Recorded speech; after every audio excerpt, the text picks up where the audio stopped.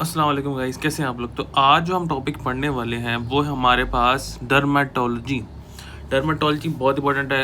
Final year की तैयारी कर रहे हैं तो इसमें से एक एससीक्यू आएगा, और अगर आप एफसीपीएस की तैयारी कर रहे हैं तो इसमें से बहुत सारे एमसीक्यूज आएंगे, और अगर किसी ने डर्मा में जाना है तो ये सारी बीमारियाँ डर्मा में होंगी। तो इसको पढ़ना बहुत ज़रूरी है। तो आज हम इसको कवर करने की कोशिश करेंगे जितना ज़्यादा से ज़्यादा कवर हो जाए। बिस्मिल्लाहिर्रहमानिर्रहीम। सबसे पहली बीमारी है एल्बिनिज़म। एल्बिनिज़म में होता है जो लोग हमारे पास बिल्कुल वाइट होते हैं बेचारे, जिनके हेयर भी वाइट होते हैं, आईब्रोज भी वाइट होती हैं, हर चीज़ वाइट होती है, ठीक है। तो उनके अंदर जो मेलानोसाइट का नंबर होता है बहुत नॉर्मल होता है। ऐसा नहीं होता कि मेलानोसाइट का नंबर नॉर्मल है। तो ये एमसीक्यूज आता है कि उनके अंदर मेलानोसाइट का नंबर नॉर्मल है या ज़्यादा है या कम है। उनमें मेलानोसाइट का नंबर नॉर्मल होता है, लेकिन मेलानिन की प्रोडक्शन कम हो रही होती है, लेकिन मेलानोसाइट का नंबर बिल्कुल नॉर्मल होता है। और उनके अंदर टायरोसिनेज एक्टिविटी कम होती है, ठीक है। ये एक इंपॉर्टेंट बात है कि हमारे पास जो टायरोसिन होते हैं जिसने मेलानिन बनाना होता है, वो हमारे पास टायरोसिनेज एंजाइम एक्टिवेट नहीं कर रहा होता, या फिर आपके पास टायरोसिन की ट्रांसपोर्ट ख़राब होती है। अगर टायरोसिन ही नहीं होगा तो हमारे पास मेलानिन कैसे बनेगा, या टायरोसिनेज अगर एंजाइम ही काम नहीं कर रहा तो फिर कैसे करेगा। और उन लोगों के अंदर स्किन कैंसर से बढ़ जाता है, क्योंकि जो वाइट लोग होते हैं, अब जब तक और ज़्यादा वाइट हो गए तो इनके अंदर वाइट लोगों के अंदर स्किन कैंसर जो होता है, basal cell carcinoma, squamous cell carcinoma, उसका रिस्क बढ़ जाता है।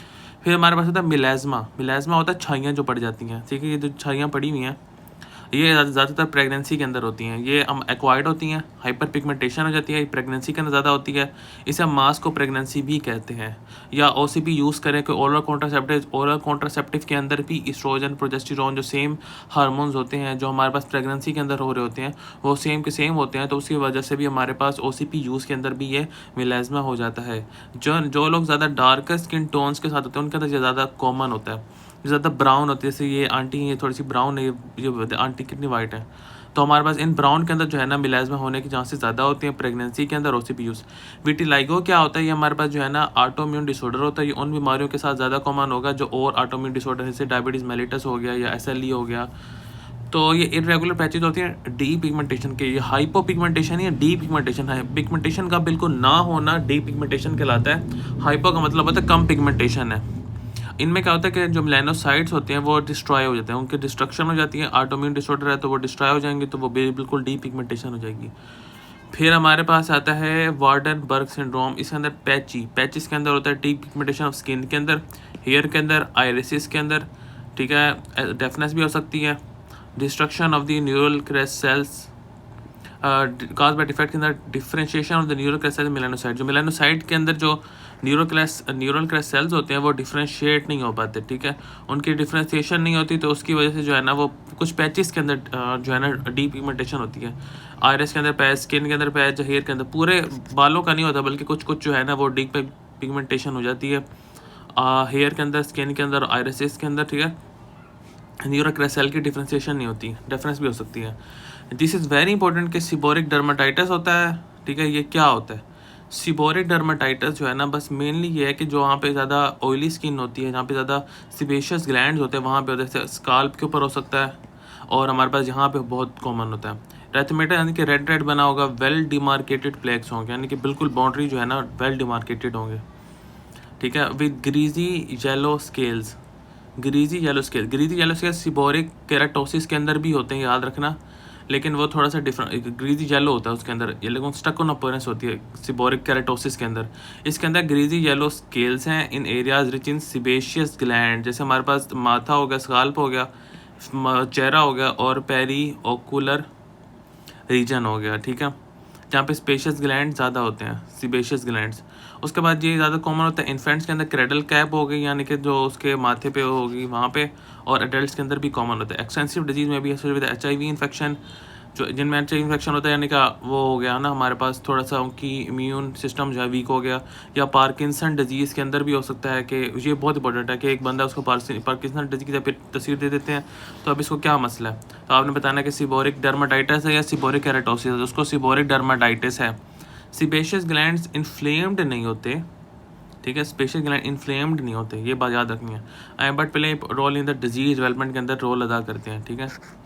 डर्माटाइटिस, वैसे तो इन्फ्लेमेशन का हमारे पास आ रहा है कि आइटस है, लेकिन कह रहे हैं स्पेशियस ग्लैंड इन्फ्लेम्ड नहीं होते, वेल डिमार्केटेड होते हैं। उसके अंदर HIV के अंदर होते हैं, पार्किंसन के अंदर होते हैं, और उसके अलावा इन चीज़ों के अंदर होते हैं। फिर पॉसिबली एसोसिएटेड विद स्पीशीज़ के साथ एसोसिएटेड हो सकता है कि जिस तरह मलेज फुरफुरा होता है हमारे पास, ठीक है। टॉपिकल एंटी फंगल देंगे, ठीक है, क्योंकि ये फंगाई होते हैं तो एंटी फंगल देंगे। ग्लूकोकॉर्टिकॉइड भी हमारे पास थेरेपी जो है ना उसको स्टार्ट करा देंगे, जो हमारे पास उसको कम कर देगा इसकी प्रोग्रेशन को। तो ये चीज़ हमारे पास होती है seborrhoeic dermatitis.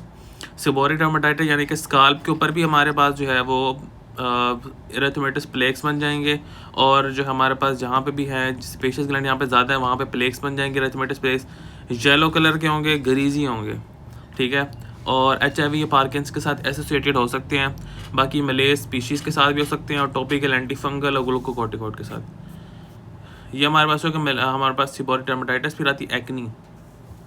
Acne is very important multi factorial aetiology. बहुत ज़्यादा डिफरेंट कॉजेज होती हैं इसकी। इसमें क्या होता है कि सीबम ज़्यादा प्रोड्यूस होता है या एंड्रोजन सीबम ज़्यादा प्रोड्यूस होता है, ठीक है। एबनॉर्मल केराटिनोसाइट डिस्क्वेमेशन होती है। कोटी बैक्टीरियम एक्नीज हमारे पास क्लोनाइजेशन हो जाती है पाइलोसिबेशियस यूनिट की। जो हमारे पास पाइलो होता है, हेयर आ रहा होता है, और यहाँ पे जो सीबम का ग्लैंड होता है वो उसके अंदर जो है ना कॉमिडोन्स वगैरह बन जाते हैं, और इन्फ्लेमेशन हो जाती है, पेप्यूल्स पस्ट्यूल्स बन जाते हैं, नोड्यूल्स सिस्ट बन जाती हैं। ट्रीटमेंट क्या होता है? रेटिनॉइड्स होती हैं, बेंजोइल पेरोक्साइड होती है, और एंटीबायोटिक होती हैं, ठीक है। एंटीबायोटिक आपने दे देना, कोटी बैक्टीरियम जो है बैक्टीरिया है तो एंटीबायोटिक दे देना, बेंजोइल पेरोक्साइड एक्नी वगैरह को ट्रीट कर देगी, और रेटिनॉइड्स। फिर औरतों के अंदर ये सवाल होता है कि अगर आपने आइसोट्रिटोनोइन इस्तेमाल करनी है तो वो क्या करेंगे आप उसका प्रेगनेंसी टेस्ट जो है ना 2 बार नेगेटिव करवाएंगे, 2 बार नेगेटिव होना चाहिए, फिर स्टार्ट करने चाहिए, ठीक है।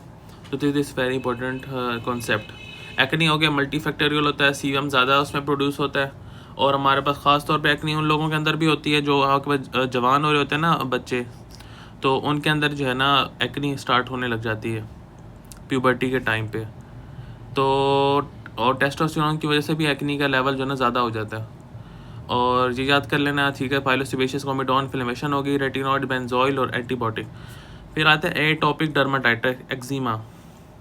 एक्जिमा की 2 टाइप्स होती हैं, वहीं एक्जिमा में वो एटोपिक डर्माटाइटिस और कॉन्टैक्ट डर्माटाइटिस।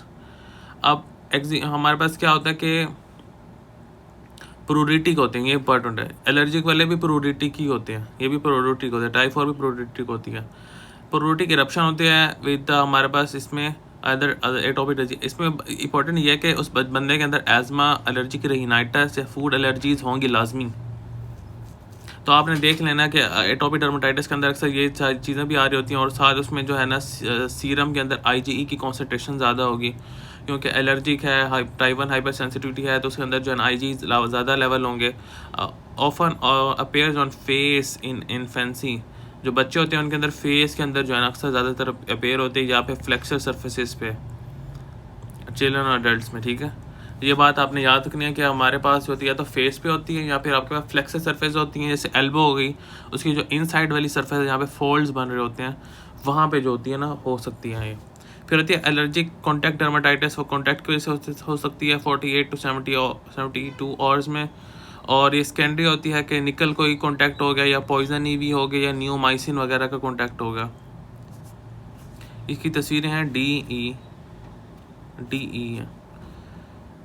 ये देखें, निकल की बेल्ट पहनी हुई थी, तो यहाँ पे आपके पास इस साइड पे जो है ना वो हो गया, यहाँ इसका जो बटन होगा उससे वो होगी, और यहाँ पे भी हमारे पास किसी चीज़ से पॉइजन आईवी से कांटेक्ट हुआ, फिर उसके बाद जो है ना ये बन गया। तो ये आपने याद रखना है, ये हमारे पास इस बंदे को बेचारे को एक्नी हुई हुई है। उसके बाद हमारे पास आता है keratosis pilaris, follicular based papules from keratin plug in most often on the extensor surface of the arms and thighs. बस ये आपने याद कर लेना कि हमारे पास फॉलिकुलर जो हमारे पास है केराटोसिस पिलैरिस है। मेलानोसाइटिक न्यूवस जो है इंपॉर्टेंट है, कॉमन मॉल जिसे हम कहते हैं। अब इसकी 2 टाइप्स भी होती हैं। ये भी होता बिनाइन है, but melanoma can arise in congenital and atypical malls. Intradermal Niwai होते हैं आर पैप्यूलर, एंड जंक्शनल निवाई या फ्लैट मैक्यूल्स। अब हमारे पास इंट्राडर्मल या आपके पास एपिडर्मिस होता है, ये आपके पास डर्मिस होती है, ठीक है। फिर एक होता है जो हमारे पास यहाँ पे भी होता है, एपिडर्मिस के अंदर भी होता है और डर्मिस के अंदर भी होता है, उसे कंपाउंड कहते हैं। फिर हमारे पास वो जंक्शनल भी होता है जो अंदर जा रहा होता है, इंटरडर्मल होता है जैसे डर्मिस के अंदर होता है। तो ये इसका डिफ्रेंशिएट आपको आना चाहिए। स्यूडोफोलिकुलाइटिस बारबी वेरी इंपॉर्टेंट है, इसके एमसीक्यूज आते हैं। ये इन्फ्लेमेटरी रिएक्शन होता है हेयर पेनिट्रेटिंग द स्किन, जो हेयर पेनिट्रेट करे स्किन को, यानी कि अगर जो बंदे शेव करते हैं उनके अंदर जो है ना जो बाल होते हैं जो बाहर की तरफ निकलते हैं वो अंदर की तरफ आ जाते हैं, तो उसकी वजह से इन्फ्लेमेशन हो जाता है। फिर पेप्यूल्स पस्ट्यूल बन जाते हैं that are painful and pruritic. Important, painful होते हैं, प्रूरेटिक होते हैं, commonly near the jaw line वाली साइड पे होते हैं, नीचे वाली साइड पे होते हैं। As result of shaving razor bumps में जिन्हें कहते हैं most commonly with naturally curly hair, जो कर्ली हेयर होते हैं वापस आ जाते हैं स्किन के अंदर पेनिट्रेट करते हैं, तो उसकी वजह से जो है ना हमारे पास ये इन्फ्लेमेटरी रिएक्शन हो जाता है।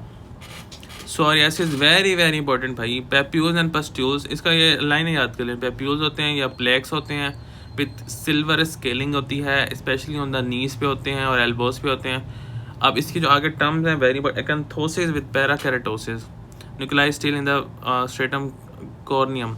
अब जो हमारे पास है कि एपिडर्मिस की लेयर्स होती हैं जिसमें निमोनिक होता है come let's get sunburn, बजेल है काम से कॉर्नियम है। कॉर्नियम के अंदर जो पैराकेराटोसिस यानी कि जो सेल्स होते हैं उनके अंदर न्यूक्लियाई अगर सस्टेन रह जाए उसे हम कहते हैं पैराकेराटोसिस, एक्यांथोसिस हो गया, ठीक है।